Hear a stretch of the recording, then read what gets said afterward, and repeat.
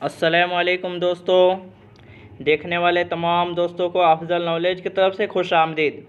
दोस्तों, इस वीडियो के अंदर मैं लेकर आया हूँ मैट्रिक परीक्षा 2021 वालों के लिए आप ही के उर्दू बुक द्रक्षा हिस्सा 2 का दूसरा चैप्टर भाभी जान, जो कि एक मुख्तसर अफसाना है जिसके मुसन्निफ़ जनाब सुहेल अज़ीम आबादी हैं। अगर आपने इस चैप्टर का पिछला वीडियो नहीं देखा है तो डिस्क्रिप्शन में लिंक मौजूद है, ज़रूर देख लें। इस वीडियो में हम इस चैप्टर के मुख्तसर सवालात व जवाबात देखेंगे। तो दोस्तों, वीडियो शुरू करने से पहले आपसे गुजारिश है कि वीडियो को एक बार आप लाइक ज़रूर कर दें और अगर चैनल पे नए हैं तो चैनल को सब्सक्राइब करें। दोस्तों, आपका एक लाइक जो है हमारे लिए काफ़ी इम्पोर्टेंट है। तो दोस्तों, चलते चलते इस चैप्टर का मुख्तसर खुलासा आपके सामने पेश करता हूँ। हालांकि पिछले वीडियो में सारी बातें बताई गई है, फिर भी थोड़ा सा मुख्तसर खुलासा बताया जा रहा है कि भाभी जान जो है सुहेल अज़ीम आबादी की कहानी है। इस कहानी में उन्होंने रुकैया भाभी के रूप में एक ऐसी औरत का किरदार पेश किया है जो जो एसार व कुर्बानी और महर व वफ़ा की एक खूबसूरत मिसाल है।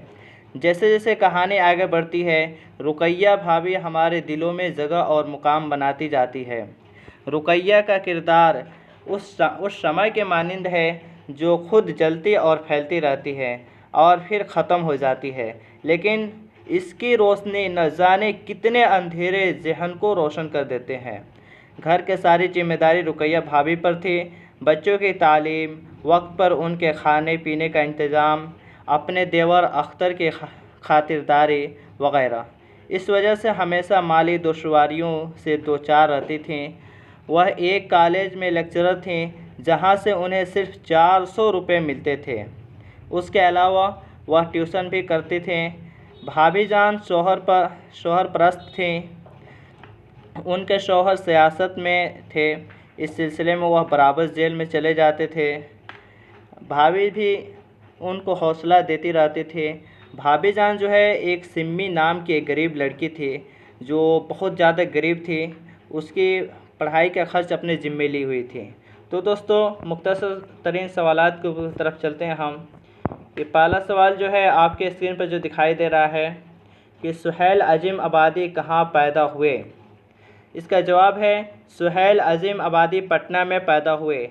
आपका क्वेश्चन पूछेगा, सवाल आपको दिया जाएगा कि सुहेल अज़ीम आबादी कहाँ पैदा हुए, तो जवाब में सिर्फ पटना नहीं लिखना है बल्कि पूरा लिखना है कि सुहेल अज़ीम आबादी पटना में पैदा हुए। शबनम कमाली कहाँ पैदा हुए, तो शबनम कमाली का पूरा लिखना है। इस तरीके से दूसरा क्वेश्चन हम चलते हैं दूसरे सवाल की तरफ कि सुहेल अज़ीम आबादी के बचपन का नाम क्या था। तो जवाब में है कि सुहेल अज़ीम आबादी का बचपन का नाम मुजीबुर रहमान था और यही उनका असल नाम भी था। मुजीबुर रहमान सुहेल अज़ीम आबादी का असल नाम था, जो बचपन का नाम था।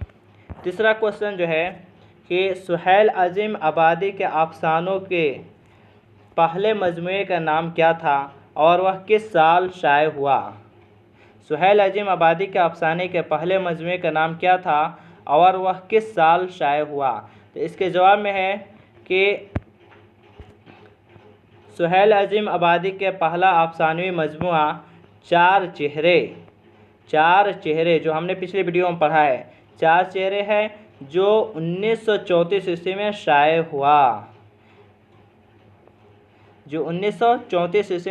हुआ, इसके बाद में हम अगला क्वेश्चन की तरफ चलते हैं कि सुहेल अज़ीम आबादी की इब्तिदाई तालीम कहाँ हुई।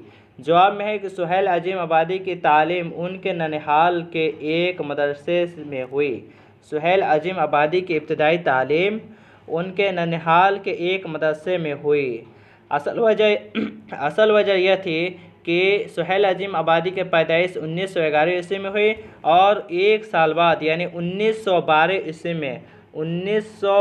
ईस्वी में इनके वालिदा का इंतकाल हो गया। उसके बाद में सुहेल अज़ीम आबादी के परवरिश जो है उनके ननिहाल में हुई और वहीं पे इनकी पढ़ाई भी हुई एक मदरसे में। उसके बाद में फिर हम चलते हैं मुख्तसर सवाल की तरफ कि पहला सवाल है कि रुकैया भाभी के जिस देवर का किरदार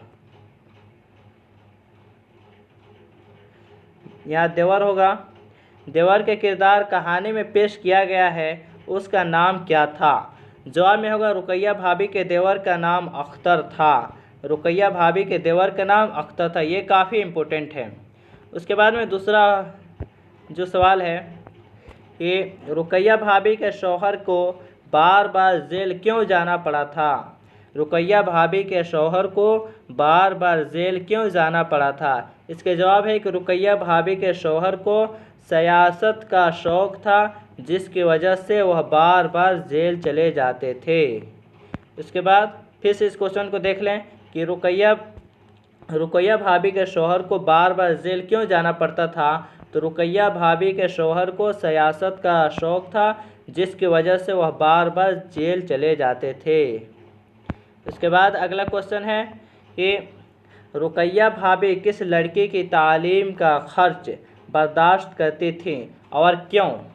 तो जवाब में है कि रुकैया भाभी सिम्मी नाम की एक लड़की की तालीम का खर्च बर्दाश्त करती थी, चूँकि सिम्मी के घर के इक्तसादी हालत बेहतर न थी, यानी उसके बैकग्राउंड जो है बेहतर नहीं था। उसके बाद में अगला क्वेश्चन है कि रुकैया भाभी को सोने की चिड़िया को क्यों फ़रोख्त करना पड़ा? तो जवाब में है कि सिम्मी के फीस अदा करने के लिए रुकैया भाभी को अपने सोने की चिड़िया को फ़रोख्त करना पड़ा था। रुकैया भाभी को सोने की चिड़िया क्यों फ़रोख्त करना पड़ा था? तो सिम्मी के फीस अदा करने के लिए रुकैया भाभी को अपने सोने की चिड़िया को फ़रोख्त करना पड़ा था। तो दोस्तों आज के लिए इतना ही, और फिर मिलेंगे अगले चैप्टर के साथ अगले वीडियो में।